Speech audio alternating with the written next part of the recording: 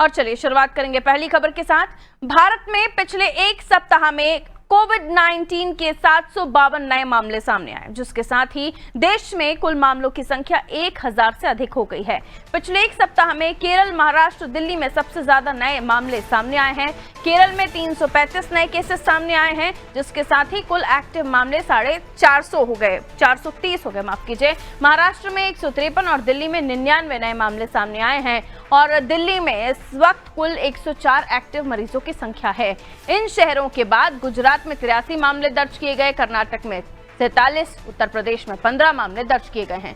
बिहार में सोमवार को कोविड का पहला मामला सामने आया। पटना के 31 साल का एक व्यक्ति जो संक्रमण की जिसमें पुष्टि हुई, मरीज का इलाज एक निजी अस्पताल में चल रहा है, हालांकि उसकी कोई ट्रैवल हिस्ट्री नहीं है।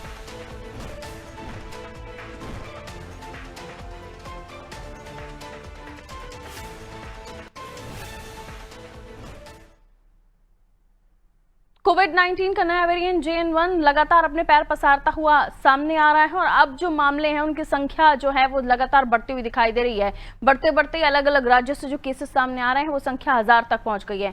दिल्ली में भी एक्टिव मरीजों की संख्या है। आइए इस खबर को और भी हम जानकारी ले लेते हैं। विनोद हमारे सहयोगी हमारे साथ जुड़ रहे हैं। विनोद, कोविड-19 का कहर हमने देखा है और उससे पूरी दुनिया जूझी है, लेकिन अब दोबारा हम देख रहे हैं JN1 वेरिएंट, जिसका लगातार जो हम देख रहे हैं चर्चा हो ही रही है, लेकिन मरीज बढ़ रहे हैं, जो चिंता का विषय है, क्योंकि इतनी तेजी से 1000 मरीजों का सामने आ जाना, हमने पहले जब कोरोना की शुरुआत हुई थी तब भी हमने देखा था कि धीमी गति के साथ किस तरह से इसने रफ्तार पकड़ी थी, लेकिन बार बार जो स्पेशलिस्ट कह रहे हैं, एक्सपर्ट्स कह रहे हैं कि उतना ये गंभीर नहीं है, ये आपको सर्दी जुकाम की तरह ही आपको परेशान करेगा। अब इसको लेकर एक्सपर्ट्स क्या कह रहे हैं? जिस तरह से मरीज सामने बढ़ रहे हैं उसको उस तरह से दिल्ली में क्या कुछ हेल्थ डिपार्टमेंट ने व्यवस्था कर रखी है?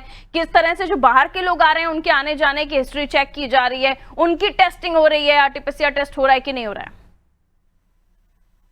देखा जाए जिस तरह से कोरोना के जो नए केस बढ़ रहे हैं, अब जो दिल्ली में जो एक्टिव केस है, इसमें एक्टिव केसों की संख्या 104 है, मगर अगर देखा जाए तो इसे खतरनाक नहीं माना जा रहा, मगर जिस तरह की संख्या बढ़ती जा रही है तो हॉस्पिटलों को भी अलर्ट मोड में रखा गया है। आज अगर देखा जाए तो इस नए वेरिएंट को देखते हुए जो मेन समस्या है छोटे बच्चों को और बुजुर्गों को लेकर है, तो जिस तरह से पहले जो पहला कोरोना आया था, जब आपने देखा होगा जब पहला कोरोना आया था 2020 में, तो लोगों में एक इसको लेकर जागरूकता नहीं थी, पर आज के समय में लोग इसको जागरूक भी हैं तो सतर्क भी रह रहे हैं।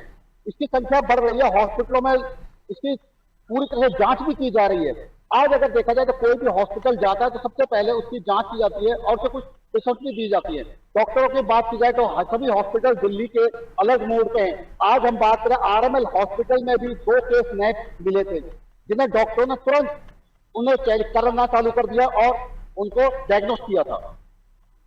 बिल्कुल। अब ऐसे में जिस तरीके से केसेस सामने आ रहे हैं, हमने हमेशा से जो कोरोना से बचने के तरीके सीखे हैं वो है प्रोटोकॉल का पालन करना, जो नियम हमें बताए जा रहे हैं उनका ध्यान रखना। और अब जरूरी है कि जिस तरह से संख्या सामने आ रही है, डरने की जरूरत नहीं है। हमेशा से हम यही कहते हैं, पैनिक होने की आवश्यकता नहीं है, लेकिन हाँ, क्योंकि जो केसेस हैं वो लगातार बढ़ रहे हैं और इसलिए बचने की आवश्यकता है। तो जो प्रोटोकॉल, जो नियम हमें हमेशा से बताए गए हैं कि आप सैनिटाइजेशन का ध्यान रखें और साथ ही मास्क का उपयोग करें, ताकि इस तरह के जो मरीज हैं आपके आसपास भी हो तो आप संक्रमण से बच सके। बहुत शुक्रिया विनोद जानकारी के लिए।